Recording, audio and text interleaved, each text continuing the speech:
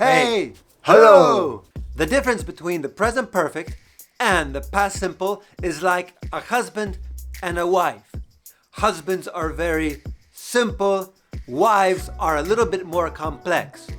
That's why when you think about when should I use the present perfect, when should I use the past simple, you should think about my example about the husband and the wife. The husband says, something happened yesterday. I crashed my car. I ate 5 steaks. That's gone. It was and it's gone. A wife, which is much more developed. When she says something, it probably has some kind of depth. It has something more. So let's say in this example, it has something connected to now, to today, to this moment.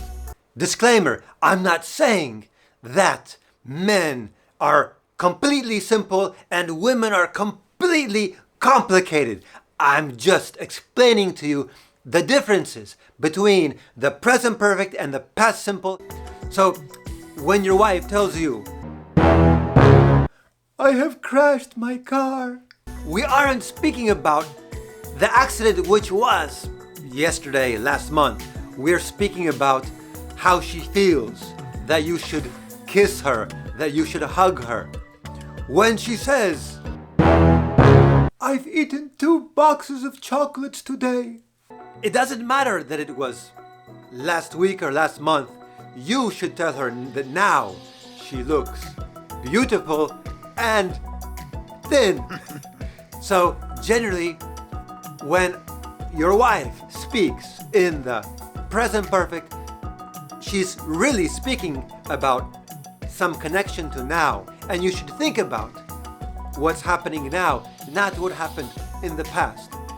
In the past simple tense, if she says, 2 weeks ago I bought a dress, or yesterday I went to my mother's, those are things which happened in the past and do not need any kind of action now.